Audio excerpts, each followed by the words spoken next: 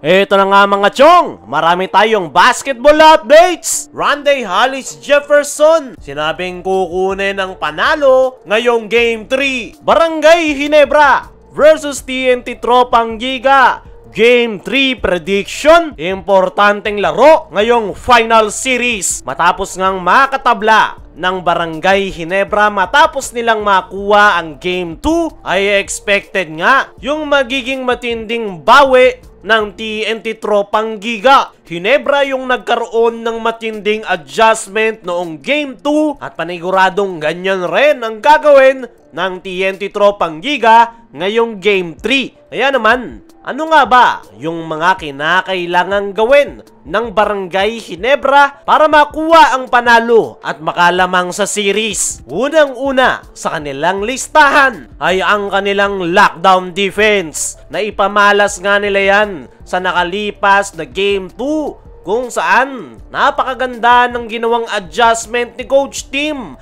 pagdating sa depensa. Actually, 4 points lang yung naitala ng TNT sa second quarter noong nakalipas na Game 2 nang dahil yan sa lockdown defense ng Barangay Ginebra. At ang pinakakinakailangan nga nilang tutukan ngayong Game 3 ay itong si Randy Hollis Jefferson. Expected nga mga chong, nagigil na bumawi itong si RHJ matapos siyang mapahiya noong Game 3 dahil binuhaya nga nito ang bola at inamin mismo ni RHJ na gusto niyang maging hero kaya pinilit niyang pumuntos noong crucial possession na nagresulta ng turnovers. At dahil dyan ay expected nagigil na Randy Hollis Jefferson ang ating makikita ngayong Game 3. At yan yung dapat i-anticipate ng Barangay Ginebra.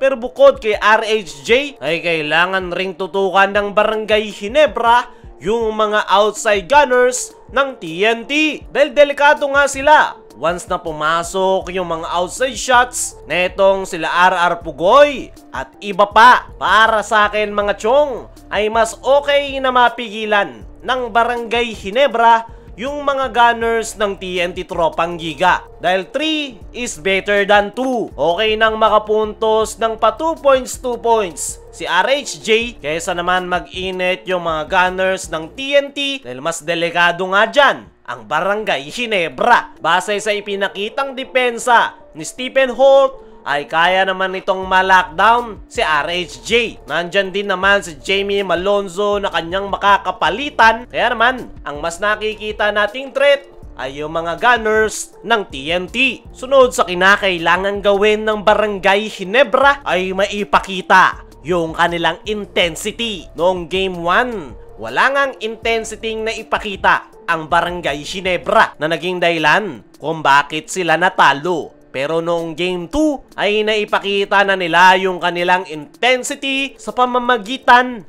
ng kanilang depensa. Si Stephen Holt nga yung pinakananguna dyan dahil grabe nga yung hustle nito pagdating sa depensa at sumunod na yung kanyang mga teammates na sila Jamie, Scotty, lalong-lalo na si Justin Brownlee. Kaya naman ngayong Game 3 ay at least same intensity yung kanilang maipakita at kung kaya pa nilang higitan ay mas maganda dahil kapag nandoon nga yung kanilang intensity ay mas madali nilang makokontrol ang tempo at mas malaki yung chance nila na makuha ang panalo. Panghuli sa kinakailangang gawin ng Barangay Ginebra ay umiwas sa turnovers. Napakasimple pero napakalaki ng epekto niyan sa laro. At yan nga yung problema ng Barangay Ginebra na hanggang sa ngayon ay sinusubukan pa nilang gawan ng aksyon. Hindi nga sila makakaiwas sa turnovers. Ang tanging magagawa lang nila ay malesen yan. At kung magagawa nila yan, ay malaki yung chance nila na makuha ang pangalawa at makalamang ngayong final series. Dumako naman tayo dito sa kabilang balita. Randy Hollis Jefferson, sinabing kukunin ang panalo ngayong Game 3 matapos mabigo nitong si RHJ at ng TNT Tropang Giga na makuha ang panalo sa nakalipas na Game 2 ay kumpiyansa pa nga rin daw itong si RHJ na sila ang makakakuha ng Game 3. Dahil ayon niya sa kanyang naging latest interview ay napakarami niyang araw natutunan sa kanilang huling laro at aminado nga ito na mayroon siyang pagkakamali kung saan masyado niyang binakaw ang bola at nag-hero ball. Dagdag pa nitong si RHJ ay paulit-ulit niya nga raw papanoorin yung kanyang mga crucial turnovers para sa darating na Game 3 ay alam niya na